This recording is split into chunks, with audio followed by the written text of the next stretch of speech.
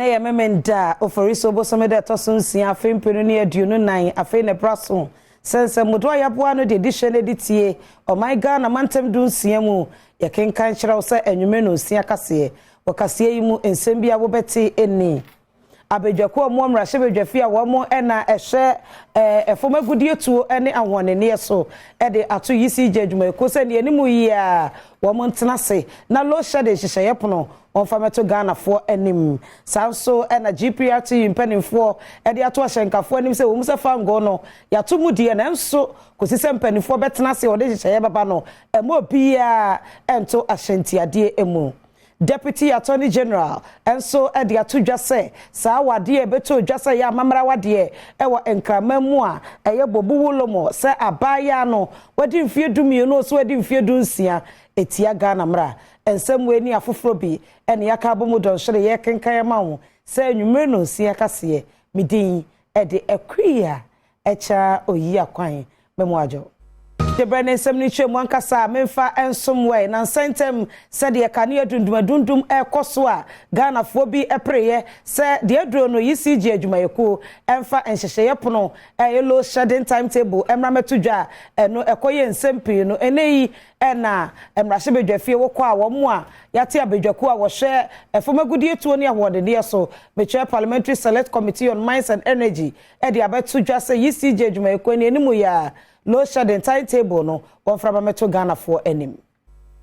abra committee a womo na wo mines any energy so e wo mrahye bedwam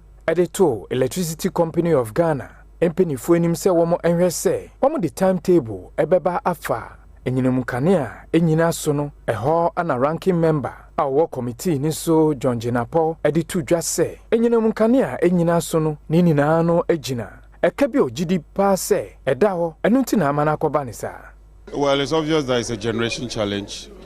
It's been confirmed that there's a deficit. Even as at yesterday, they were shedding load. And so clearly this issue of transformers is neither here nor there. The root cause of the problem, as was confirmed at the meeting, is fuel. And that if they get fuel, this load shedding will be curtailed. And so we've had an engagement with the ministry. They've assured that government is looking for money to procure the fuel. We asked for some definitive dates that was not forthcoming. They just said that they are doing their best. And so the committee has directed that would-be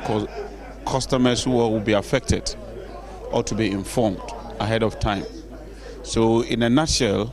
it's a generation challenge arising from fuel. There's load shedding,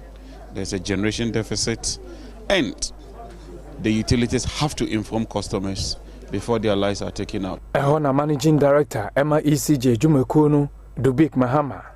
to just say Dum so bia anyho. We are doing our best. The lights are going to stay on. Most of the transformers that we spoke about and the intensification exercises are almost done, so we should just stay positive. There will be a proper statement as to the way forward. Are you shedding load? No, we are not shedding load. And no Mines and Energy Committee no to ECG impenifo enim se womo enwe se womo the timetable ebeba e de afa womo dwumedi a womo edie no. The committee was very strong on the matter that if there are power outages, it could be a problem. But the bigger problem is that those who are enjoying power should know when it will be available, and then they plan their lives around the timetable you furnish them. I think they are not averse to that. It is imperative, and they are going to do it. Now, what you more kamia is a fan go boy at Tumbese Impreno, and no ena ashenkafobi abo wontimu process anti ama from dia ena ashentia dia no wabetutum eno ena GPRT mpanimfo enso ede aba betu dwase kosi se mpanimfo betena sede hyehye yaba a kire se ashentia dia ne yetumu ana yentumu no emma ohyenkani bia mfa ne pe ento ashentia dia mu wo manyimu. Ghana Private Transport Union Uchanitia se GPRTU kokobo ema wono ma wone wo mu ye dwuma nyina no ka won ho se wo mo hwe na hyenhwede a wo mo gyegye no wo mo ampegye mo kopemo se wo mo ne mpanyifo betena se de ho nkomo ansa na se kuyi e kyeredi a ena mo se fa ngobuo egusuema ne muso ya hyenhwede de enkosoro ne ntino ama hyenkafo bia wo man mu no wonya wɔn bɛto ahyɛntwadeɛ no emu na abra ɔkasamafo ɛma GPRTU Samuel Amoa ɛne Adom kaseɛ twetwe nkɔmmɔ no wɔkyerɛ sɛ ɛnyɛ ade a wɔn pere wɔn ho pɛ sɛ ahyɛntwadeɛ wɔn atum nanso so no wɔn ne mpanyinfoɔ ayɛ adwen baako na ɔpɛbrɛ bi adi asi wɔn mo betumi ahyia na wɔn adi ho nkɔmmɔ me o kasa sesie no mpanyinfoɔ ɛhwɛ ɛde nneɛma agu akwan mu sɛ na wɔtwe a yɛwura mu ha ya sɛ yɛntimi anti ministry ne nka deɛ na deɛ ɛsɛ sɛ yɛyɛ ano sɛ yɛn nso yɛbɛto yɛ transport fare so because already yɛhwɛ anim sɛ anka 20% bi ba a yɛtwentwɛn so ɛma ɛna fa ngobɔ no so asan apagya no mu definitely sɛdeɛ nneɛma akɔ yi deɛ ɛne nkɔsi n'ahe a transport fare ntumu ɛbɛba osesi a me ne wo kasa deɛ wo sɛ sɛ yɛbɛto transport fare mu a individual bi ansɔre nto transport fare mu GPRTU national ɛna ɛba abɔnten na ɔmo de bibia abɛto dwa anaasɛ beya mpo yɛ ne transport ministry ni kushia ti sɛ me ne wo kasa deɛ ampa yɛhunu sɛ regions ni bebree ayɛ nsɛnkyerɛfoɔ nhyia mu a sɛdeɛ nneɛma akɔ no na ɔmo propose sɛ sɛ mpanimfoɔ hyɛ na ntumu ba sisi a me ne wo kasa deɛ ntumu bia nyammaɛ na mmom no timamufoɔ nhyɛ anim sɛ GPRTU mpanimfoɔ bɛba abɔnten de announcement aba ɛkyerɛ sɛ yɛto transport fare mu nti no ɛntɔ sɛ no bɛba deɛ na obiara ntwentwɛn so ansa na wokɔ asimfo so a GPRTU brantere mpanimfoɔ kyerɛ a sesei saa fango a wato mu no ɛha wadwuma paa saa abaya nhwɛ no wantete nneɛma so ama wɔn di a adwuma no a wɔyɛ no wɔnhunu so yie GPRTU brantere ne fɛ wa asimfo so no mpanimfoɔ kyerɛ sɛ wɔde nkre ɛfa Ministry of Transport so amana kodu Ghana mampini na dan kwakufu ado hɔ sɛ sɛdeɛ fa ngobo entumu no ɛkɔ soro ntɛntɛntɛm no sɛ mampanyina ama ho kwan sɛ wɔn to hyintiadeɛ mu a wɔne a wɔde wɔpɛ ɛbɛtum fisisi sei ɛka bɔ ɛna de brɛ driver fo ɛne car awura no mu ɛsra ban sɛ deɛ petrol nsi kɔ no so wɔn ma yɛ na ɔfɛ no wɔn betuma ma yɛ wɔn ntuma ma yɛ na ena kakra ne atum oye ya botre mpedefo ne o muka o se ya botre ne so ya botre na se ya kododo se acha de ba chi bia ne atufo am a de bia price so kodo na mi enu ye bre o he tai ne bo o he battery ne bo even drivers ne kro mo ye adwuma no se o mu koba o mu nye scan bi kro na o mu ye agbako no aban wan tumi ahwe anka sem na amaye a de ba ne se ebo bi a ye pele yeso ye beji driver phobia wa asimfo so any Adom kaseɛ kasa all fair no percentage of the toll so na de chen ya na msa pagya fo enimu nti amwaye ti ta ye ho po kyerɛ nyɛ sene kane na omonto fair enimu no empanifo no so mwaye lolo fair na eba asa omutum asa omuntum omutum ana omate so kyese eya asefem nti no na omlem na omwaye lezisi aye bele true no still na da so wosoro ye ntumi nto ye ho kyerɛ ye ye adwuma ne adiska ni nyina to petrol nti esre no so momodni so betiti petrol no so amaye afeda mo de amanobo yi efra sinfusu ene bra Adom kaseɛ Busumi ya hyase asemba ko ebeto dwa ewo my Ghana mu ana enipa dodo na ekasafa ho eye kasafo nyine bi ebeto dwa na amamre kwan so no wo kyerɛ abaya wadi mfie dumienu wo ware no ama gbobo wolomo ya eno empanimfo ebeyi ano efi teshi traditional council na wo mo kyerɛ sɛ enye saa nete na abaya no wadi mfie dunsie ne deputy attorney general Dina asuna badapa ekasa wo news fast no de to dwa se abaya no wadi mfie dumienu o so wadi mfie dunsia wo show my Ghana mremu a etia se abaya wo ni mfie dunwotwe ye de ne be ma wade. My position is that whether 12, 15 or 16, the law is clear if you look at section 14. And I've heard discussion. And for me, again, I keep saying that this event is a good opportunity for us as Ghanaians to resensitize ourselves. It is neither here or there, whether 12, whether 15 or 16. Of course, I'm mindful of section 122 of Act 560 on the determination of the age of a child. It is key only for purposes of ensuring that section 14 has not been breached. And clearly, the arguments that are being thrown out there, whether 12, 15 or 16, still does not meet the age criteria. So if there's any determination of ages as to 18, so that 12, 15, 16, I think is neither here or there. Betrothal marriage, again, respectfully, I have to disagree with my learned, respected senior. It's also neither here or there. I think the Section 14 is clear, and even Section 1, it defines a child within the context of Act 560. It's 18. So whether 12, 15, or 16, and if we are invoking Section 14, why are we discussing even 12, 15, or 16? But of course, as part of the prosecutorial processes on evidence, it is important to determine the age only for purpose of ensuring that the child is 18 or not. But 12, 15, or 16, I'm afraid still doesn't cut it. Sasa mi hu komotwetwe so ekoso ewo na watwe dwumade wa Adom TV so a kane so afo anu wo hwe emofra ene ema ne mema bamboso ma me otiko afisa japa enso kasafa ho a wode etu dwese ewo so my Ghana ma mra nkasa ebo maya ene ema ho ban no etimuhye mu kenapa meti asem no minya mante ase because me so me wo daughters na say me ba or 12 or 16 men tiasie say obi beka say or wareno ana or betroteno or whatever me pese me ba no obi timi akọ school ewie aye ne ebeboa no enti my first question was ne ekosui is it in the best interest of the child eno me hu how ameka otwi mu ebeboa girl no ne life ana yenti girl ne onka say ne ni je ho ana say ne ni nje ho ne ya tia ne say tradition ena koso compel no because in the Nungwaga tradition no omo families are omo yes aniema no according to the the Bobo Palace no? Yeah. And the family be our the role or play. That's okay. But near a high girl no the age. A beb one na sa M1 and ye dear ne be ya fa. And this say tradition was a protecting, a sign, a destroying. Say asama to me and there, me come me elders or me busuya for me parents or nti omo mi dwane akọ omo ho so omo moa me no etiefo omo beji me ana omo no omo nso omo ba be ka me ahwe no omo aye niema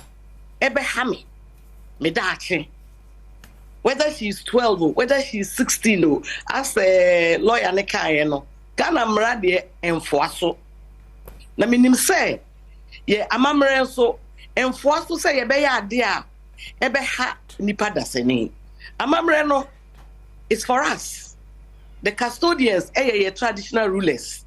Ye buom. Ye di enije eso mubu. Nti o so mo so mo di enije eso ye mu. No mo protect here. Na say amamre na nkasa etia wo mra so a wo fa hu di so a then where else do you have to go? Those are my initial thoughts. Say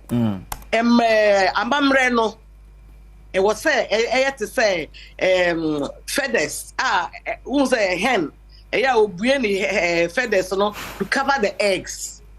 enyume no si akase na gusu hwe ewo Adom TV so no yeto ayensem no eso na se abofra edidem ewo nani anase wonte asem na wo beko school akwakonya ntete no abaye ne se wasisi schools awodo be betimi abo awomo Yako school ba kubi mu etese Cape School for the Deaf and Blind. Ye ni school panyina wode school ya no Abraham Anan Yemusen etwetwe enkomo wo kire so how ba ko school yi wopa eya kwan a wo mu asebe wani efrei ebe nante so atetia pansam de wosere ne sa ban eba be ye ni yi ama wo mu Cape School for the Deaf and Blind was seen a fair pem a hankoro ne aduoso ya wode adesuafo dunum pe ene hyase enso sei o adesuafo beye ahanan ne aduonum nan a wonum asebe wasoasie ne wo mu ani efra ene wakogye nteteye ewo ho adom kase ebo anan ekosuku mu wono kohunu sede ekwan na tete ya pansamo a anka adesuafo nkum a wo mu ani efra enti asem ewo senke kwan ne ya papa obetimi anante no wankwa nkopori no ekwan na ya basa Yene suku penyini ya wada suku yano ura Abraham Anan Yemusen etwetwe enkomo no wo kire sa de ba ko ha wo mo pa eye suku no akwan nsuo tokra de na achinsemo Eban Rose fu aba behwe nsuo nkosiaga blind students will school but ya kwan no enye na in fact very serious. Nkola no say na omo to form. Nti passionate. In fact, highway for major before urban roads omo ba but omo kwa omo be na ya na assemble ko a say yenya mo e be boa yen pa because nkola no blind for so okwe baby omo fa de call mo dormitory and okwe baby omo fa de call mo school na obo say omo bre nti no say de to aban ni ana am ko fon betimi aboa en wechi okade to was school yi or the prepaid enya enyinama moden na nso esanse school ne de ka bebrenti onye sikampo na kanea ne dumu wa kwa kotobi wototo asra nkran ne nyumakwa wodo sada roma obebetimi abeso wasene a ekwan ne da ho so obeba beboa mo free say about maintenance ehia moai ordinary bulbs even say I high prepaid na ye de bibia nenso government me first come back senior of the ban ye de enya moai ho ebe say nya solar lights I be boa nkola no so ebe boa na eba se duane so a duane so tofa kakra ye bomodin before government so the be but for the past 2 terms yenya feeding grant. Now you can imagine how we are managing. Now we ma sky would be trade the man na or a businessman or also ojini skanti de bia na yedika the government me boa na etua ye kana at least it me hwe nkola na ye be boa ye nso emfa ho sa kwansidie we nyina ewo ho no gifek echiremu a emofre wo ho kwan sa befo ntentan dwumadie otimi sua bie senti wahase entity ene nkyerɛkyerɛ ama wo mu wa befo ntentan kwan so a panimpa wo da gifek ano princefa edison semi etujwa say adwuma no enye simple sa but omo guso omo kyerɛ omo se na ebe ya omo nso no ombenya omo fa ho die cause omo no sa special needs na omo wo no any challenges na omo wo no so wanye careful a da bia just obi na ebe ya den ebe ya oni omo ma but with training be say no ombetimi aye den ombetimi aye omo ne omo bebre ombetimi aye omo report mahu so omo yes training bia obitimi sign signature obi a nani efra etimi sign signature krojin na da ho said abefo ntentan so dwumadie dane a de ababeka ho ye artificial intelligence no say adesuafo a wo mo esua abodie mu nyansape meche science wo mo so esua bipa wokọ assignment so senior high school as say wo mo enya laptops and robotic materials a ebeboa ama artificial intelligence enwa adesua no watimi ahyemukena Tebe ne school fo nkoda ewo assignment so senior high school no ebenya chefa ewo abode nyansesua ne fan efen robotic ni muntino deputy minister of education honorable reverend John Ntimfodwo ene mpenifo bi aka ho aboano e de computers ene nyema hudu bi a yedusua robotics ni bi abre school fo a ewo assignment so senior high school professor Solomon Boachi Adomono ene de nyema ba no ekiri hihia se school fo e de wo ho ehye robotics adesua mu possible we are sipa kesia ma ba kono artificial intelligence and machine learning and here how the betimi ama infidie aye mu ama e kwa de so ni panti ni and how the we are seeing causes it is a basa no man no we are showing code not just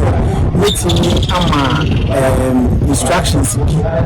letting a machine instructions letting a catch machine for example say your baby na jatowa e dey go bank ko jani so ko jina mama letting a small robot so ko jani no ko jina mama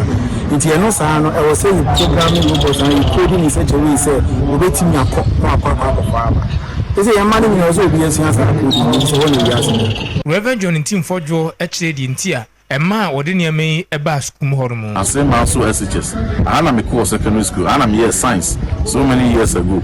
also there was robotics groups ewa ha ya tibi wa ha and the STEM clubs ni ade wa ha almost ebo omo modern e bi cry free yankuma se ayin grow SHS e de omo so aba beka ho na omo e de omo fa abefo titiem fidi a omo free Canada by nyina they are giving them practical exposure in it how omo programming how they will code, how makes me say robots. I am more instruction I could do when so fast to train now. We now here to promote the interest of STEM among our students. So the home program be an course be obia no. So it's not be no we are obet me any the skills needed to try. After the Manubui, a free assignment senior high school and a Adom Kasiye. Yetwa yensam no eso woko Ghana Health Service Director of Pharmacy Dr. Dominic Ochirikosa wode ato apomde adwuma yefa wa half mantem wanim se wanye wadwuma ne yie pa na wo wani enku manfo a woyade eho sepe a wadwuma woye no eso beba mfaso woni amane boni samia sare ene twetwe sankomo yi.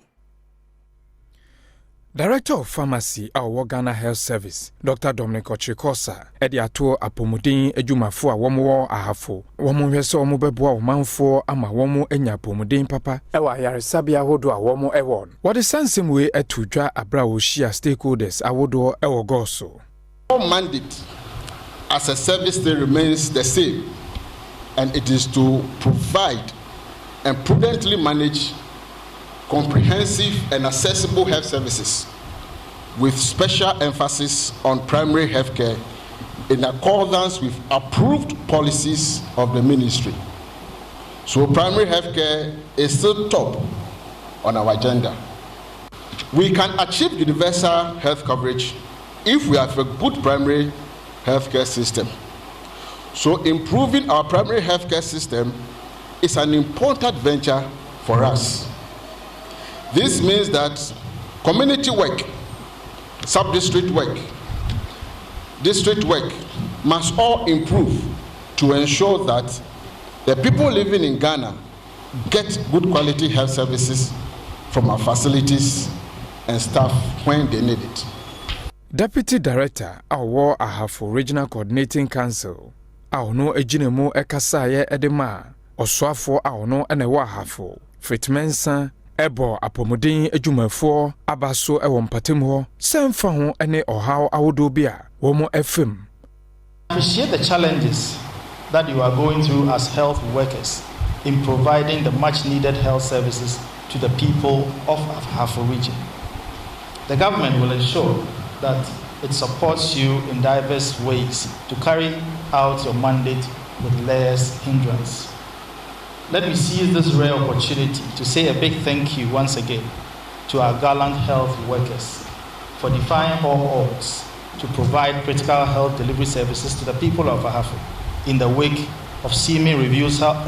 of some health staff to accept postings to the region. We will continue to work together in the region to create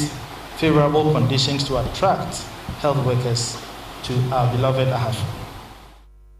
Adiba ko a abede di ewo omanyi apomuden fam ene se nursefo agentity ye ewie a na wode woti ape baabi afa kwa monone ekoye adwuma giskegu botom ebenum ekaseti asa enye de nanso eno na principal ya wodadun kwa nurse na midwifery training college ano ora Dr. David Ben Samson ede atudwa se eye na se nurse fo agentity ye wi obesere wo mu ada wontra Ghana mu na omo mayi enya won so mfaso esanse titiri nti a ofa santete ye mu ne so ba beso my Ghana. Principal Award Dunkwa Nursing and Midwifery Womo Training College, Dr. David Ben Samson, Ekasa ewo graduation ceremony nase, wode futuo ema sukufu a womo ewie ekoi, se womo enhwe se, enema awodo a womo esua no, womo de bebo womo man, sinse womo ebetu kwan akọ aman awodo so, ede akoye adwuma wo. I admonish all graduates to stay in the country and help build our motherland, Ghana. I say so because if we are all to leave this country for greener pastures, who will take care of our relations back here? Nation building involves our collective efforts, and our part of the responsibility involves giving sound and comprehensive care to society, irrespective of creed, color, or political affiliation within Ghana. And we should also be mindful of the fact that our training is highly subsidized with taxpayers' money. So we owe it a duty to serve them. Wasan edi to stakeholders awodo enim ene woma womo ye adwuma a womo enhye aban ase NGOs se womo emeboa college no na womo ntimi enko nenim.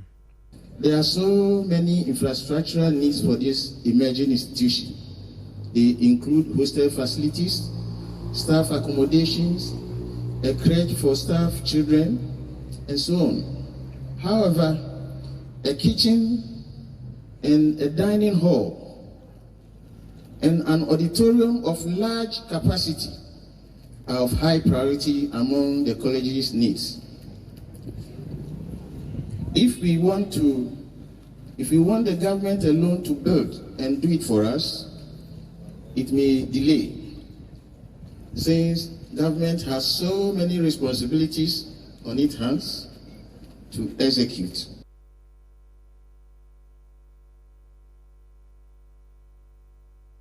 Mami nyina sansem we so na me huti o ma me koba de aka che doso ase ene wadaje afa yento ayensem no eso ani ekosunwane ewo bono mantem no emu ene sunwan man ato abese no ni nyina ene se wo man hene na nabosoma so ankra wiri ya wotoso mienu nana etina nanom ewodo esenti ene ena doti ye no wode ehhehhe so a enipa fire chichi ne bencheye ekokojam no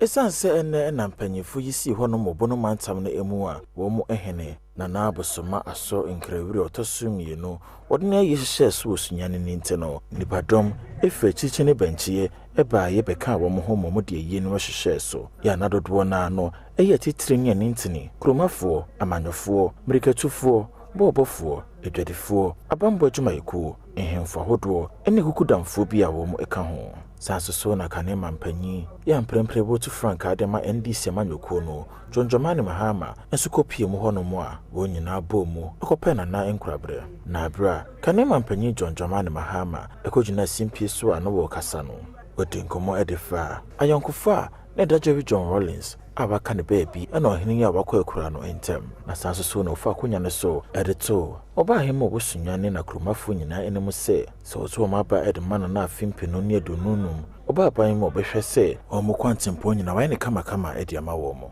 no ne mpansa bato a ebekoso afigi mo no na manyoko NDC ene bedinkunim yebe mamu yako obi enim ayokofa eda yene ya papa wonya ni baby ko sonyane hene nana bosoma nkrawiri a otoso mienu obi enim ayokofa eda ono ene president Rolex PNDC abreso ebe so yeso atamnos abreso ene ma abreso abra president Rolex ho oye no chairman of community water and sanitation board echire osabe ye member of lands commission ewo NDC abayase echire so ye no chairman of regional lands commission enti ejuma bebre wo ho a yene no ekabo mu eye ya breso na mekai se 2016 abato afe mebechia no a echese na oye afodi afahye and also yamwa na sunyanya kwan yes especially inner ring road and outer ring road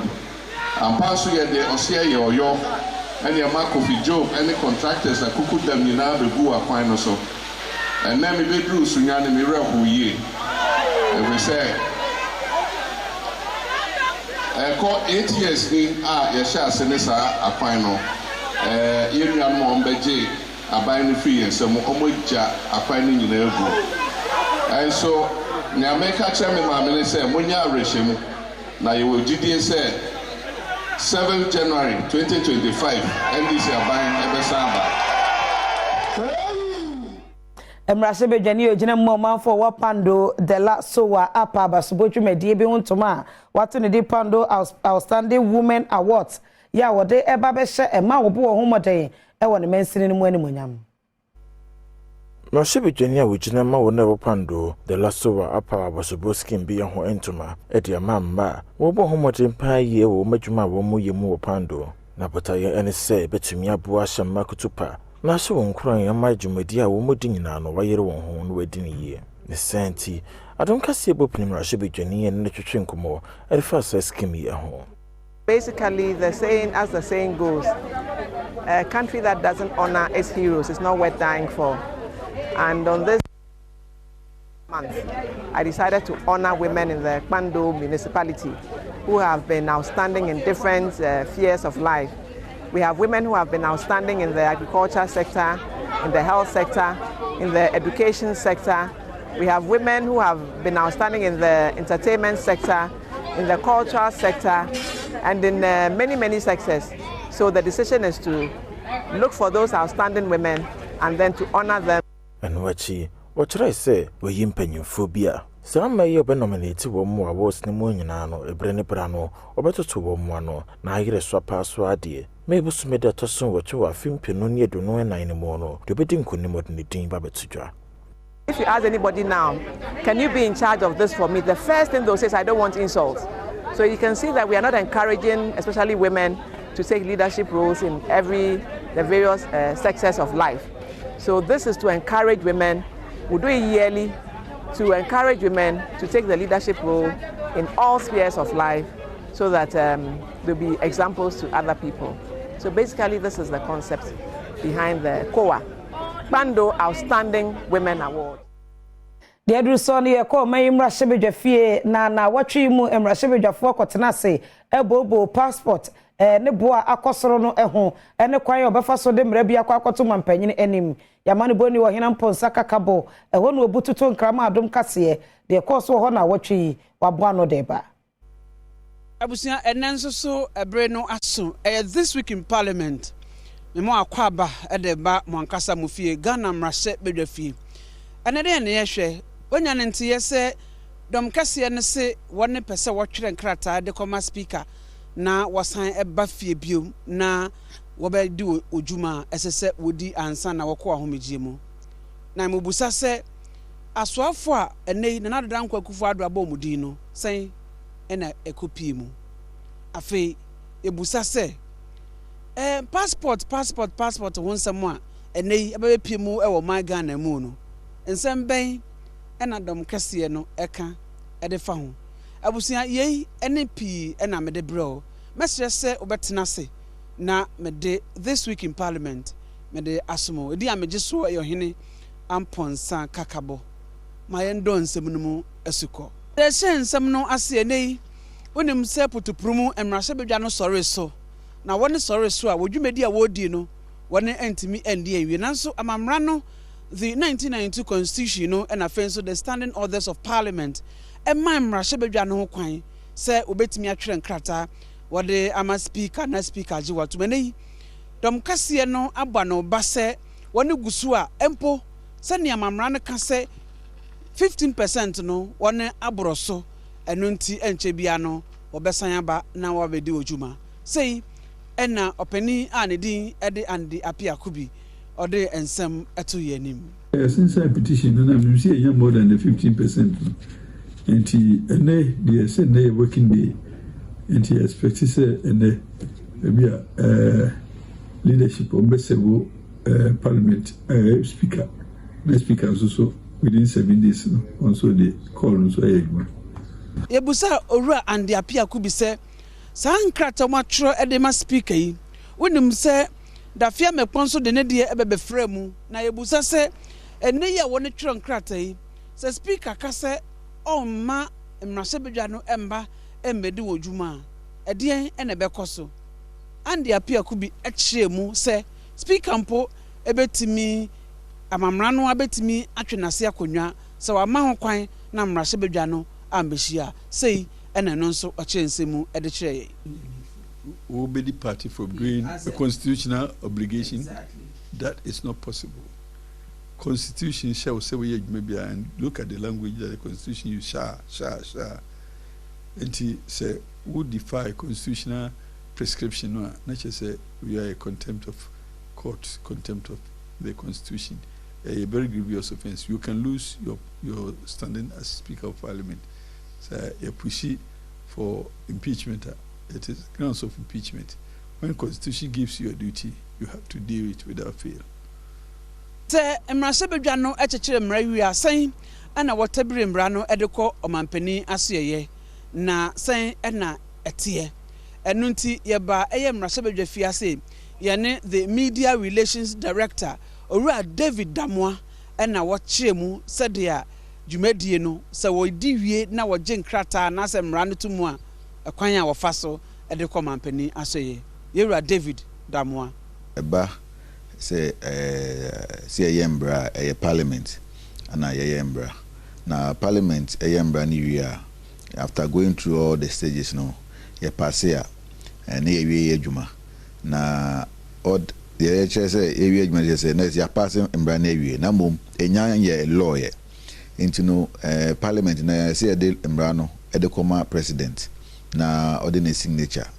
ana na chance de eto ase na oye no wia na fe mbra na dimu na fe ya friend law into normally say wia de we say Mr. Clerk or clerk to the house parliament or making sure say all the corrections need na bibia dimu na fe oma fa as member say the constitution city na fe mu de akọ ma his excellency the president say Mr. President ye wie let us that so say law here by ya pass ye and say here wo signature na wo sign wie na fe abaye mbra na fe de ma Mr. President na Mr. President so sign na sa abaye mbra no nti chese sa wo kwa obioni se physical wo se okuta ne sei na wo de koma omampani exactly na ye nyanya kwan bia se emra bia bantino ye de kɔ omampani aso emom ye mfa ne sei ye be se na mo kan mo kasa emu no se transmit no ye ntimi mfa abefo kwan bia aso se ye betimi anya ne sei ye de akɔ se na de ne tie ne hia ne signature do hwembra bia wo fa abon se president signature e wase and there's so who embra no se na sitie physically kase ya wo Ghana mrahye bedafie e de pacho na wo de magana for ne senti ene se putuprumu wone eyeye na wo kase passport a manfo ekọ passport office ne wo kwakwaje no wo de eye ntumu kakra e de atoso wone ne wo kire se wo hwe ye bibi manmu na wo hwe sabridge no nyina no a e kamia ye se Ghana ne Liberia wo de no e na e wo fam ya ne din ede andi apia kubiono na woye chairman edema the Foreign Affairs Committee of Parliament na wode ensemu etu dwabra na wone nsantrofo etwe enkomo sei na okansem no na pamo chopi say review no aba no I to say a surprise nyina surprise no dey aba no painful surprise nanso so ye bedam ase say eno so muni ya adwene se ye nkyirikyiri mu ni pantiase Ghana kwa passport bo no e wo form dodo na before nyina Liberia eno omo na printed passport from the same place omo charge omo crofo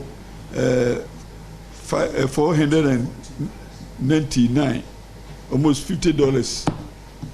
omo tua wo Liberia and so Ghana eje 100 cedis wenum nyina ye bibi a kire se passport no so ne bo ankasa no book no kwa ne bo no 400 Ghana cedis enti mfie atwamu nyina no abande sika 300 Ghana cedis and the boa o mo pe passport no. This week in Parliament so ha na me de wosie ne din ameje so eyo hene amponsa kakabo that's ne this week in Parliament ebesan ba wakwemu makramo Kokromoti power bre na so na ha eyo election headquarters na efri sabre ya kosi openima abosome de toso enson de dwumade fofra ye de aba ye de besom Ghana for eye Kokromoti scorecard the senti ye fa abatom pesu ya ba ko a de NPP and NDC amanyoko no aye ye mpuntunwuma wa abatom pesu ya no so ya pense mu ama omanfo atibi eti na watwi ye hyase efitema east ya analyst kwakutwum ede yekom ena yenhwe eye tema east abatom pe pomudin enso de no onza pomudin mu no tema nankasa no be a tema general hospital wono eho esum tema east etusum tema central tema west for bi nso eba ho nti apomudin mu nsem ne de ontumi nya dodo na ho tema east nanso no amanfo dodo na ahia ohwe NDC from 2009 basi 2016 ohwe chip compound be miensa ena omo hyase se omo si no omo ntumi anwie ba chip compounds no ewo honom ena omo wie yen so mortuary ewo honom so ayasabia baako ewo ho omo ye mortuary wo honom ebetumi afa emu be 500 ewo honom ohwe NPP nso 2017 ebesi sabre ya yewo mu yi health center baako nso omo hyase omo nyanwie ye ena ohwe washing machine akese pa edisi nioma ewo hospital na eno so ma pebe miensa amode kosum health post ewo honom ena ohwa renovation for polyclinic ohwa polyclinic bi ewo honso omu pejam kakra na eno so emu abeyedu sane ebetumi asoma bo atema general hospital nti yenhwe education na ye homa sua nso dia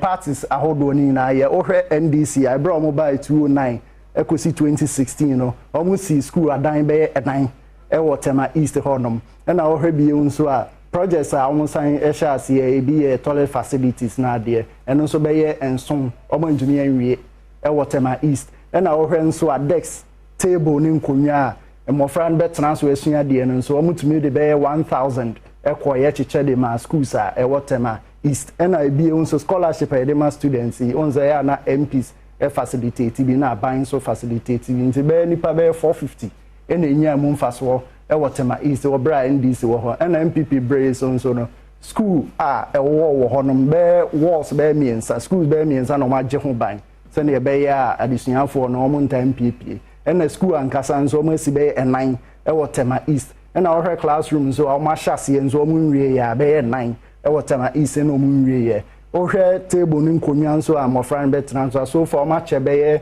1300 and ma che wotema east honum na ohwe toilet facilities na dey akanso be 9 and ma ye na photocopier machines a omode be di dwumadie nso be enum and ma che wotema east honum nti yenhwe akwan so honsem e wotema east ania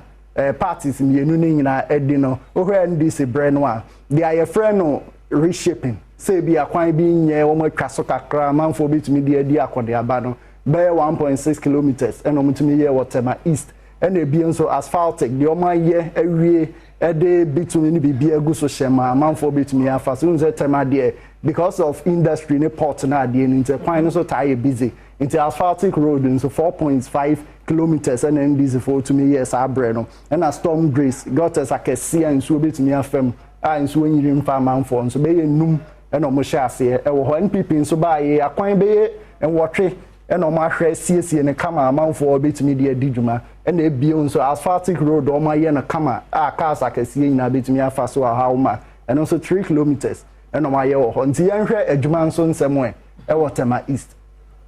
ohwe adwuma nsem a on say because of port e wo ho no ntino wo ka adwuma nsem bia pe omo say yetumi di nipa 300 and these cars almost 300 and alcohol ye adwuma otama port and e bie nso no wo hwe a aban adwuma security service police fire service custom na de and also so almost nipa 200 and alcohol then NPP nso sa claim na bi and NPP so ye say nipa 300 almost the one Ghana Ports and Harbours Authority and e bie nso security services ye fa nipa wo security services na almost me call but the hwemu no wo behwe eho no utumi hu say eho na nkasa no de omo ka ba job creation no enya de ye no kre wo ho because no kre say bi mu ha ya fa baako mienu miensa bi but wo behwe asa figures omo ka na enya de a ebedru no kre ye hia bi ana omo ka say NDC abreso na MPP abreso no bo call we ana we but dodo na omo ka no na enye no kre nti no hwe akokromotis scorecard de aye kan say dwumadi omo di no from Sabre ekosi December ebeto abane ye behwe obudwumadie ni nyina ne ya hwese dwumadie omo so omudi ma amanfo no senate ye so ani ana dodo na ebetumi aye ye hwe apomudin nsemu a udun ze dodo na na omo nyeye te so omo ye dodo ehumasuan so the same thing aba kwan so a dodo na anye ohwe kponkwan ede ra tema isina ekwan ni nyina ya so mfuturu eso nye intine so omo hwe na omutumi ye sa dwumadie no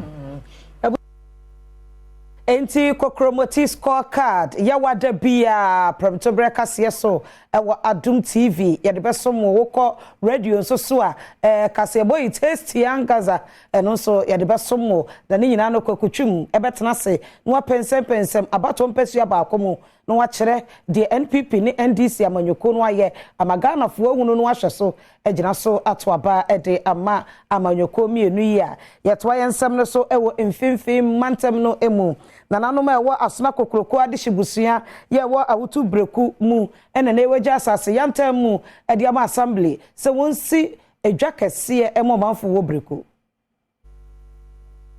Nananom mo asona kokroko royal family ye no we wotu breku wo mfimfim mantem no emu eja asase yantem mu ede magana ban no se de be ya mesre ne mo no obetumi ababesi dwa kese ede amakromafo wo honom na aboa wo mudwade a wodi na abra woja asase ne moduma mesne krachia owe wutu senya west Moses ahemfo no ochirechire mu sede dwan kese sifatie ene soto so betumi akom ya mpo no sasa no obetwa biye the street police station and a fire station dia makromafo Ado du kan ye wa han marketer oya store building our 48 stores and stand our 64 stores and so finfin oya very beautiful market na we are my ya just asking kase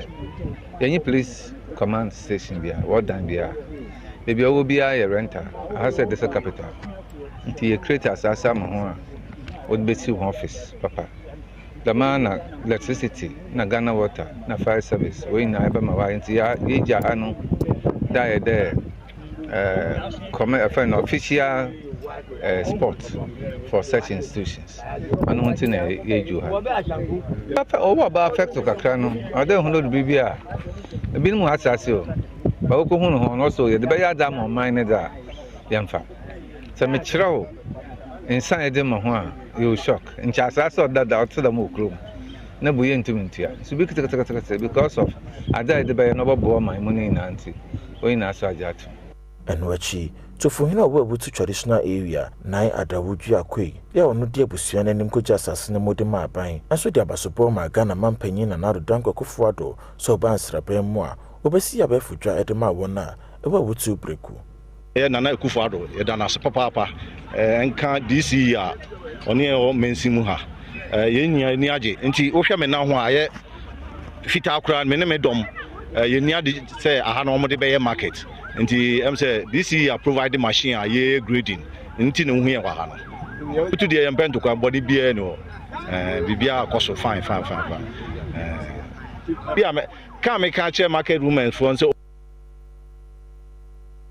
Penimpa da Cape Coast Metropolitan Security Committee anono kroya ene Cape Coast Mayor Ora Ernest Arthur wode atudwa se afi abato ebekoso Cape Coast ne mpotemu no asumdue ku antokwa bia ensi ebra muslimifo ede wakomkyere ba wie ya wo didi ene wona wo mukobom esomye Mayor awo Cape Coast Ernest Arthur awoye parliamentary candidate Edema New Patriotic Party MPP amanyoko no ede ato MPP manfo a womo mpatemu ho anim se womo hwese womo ebema wonani ada ho na abato ebekoso 2024 akowi asumduem wode sensem we atudwa abra okohia ye Central Regional Chief Imam ene omanfo bi ekabo mu emom didi num ye brother here's I was in 2020 we are name the academy 2020 name Mason catch me let me a message chair person and a chairman and so was a best idea line and the Gina we see that I'm a social cadet 2024 then you'll be a new person yes in the for 3 terms 77 then they began venture the MPI 3 terms then you began or you focus the one to the China I agree and so yamper na emoto kasa what them on ye papa the market for as message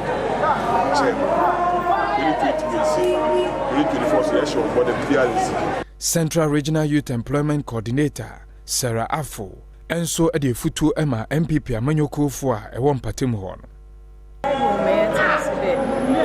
how divided by itself. The ministry, yes, individual people. In Donyamino, or Chinobutinayami, in Doyami, it's about the time I make it. You're about supporting me to me, city. Abusi akase no asi wadaje no bra wonyama menti bedase nyame nso akase mu aboafo ne adwumayefo mede obibia ase midin ede ekwia echa oyi akwan adomdo ye ne a ochine bese hia nkwan ya etwaso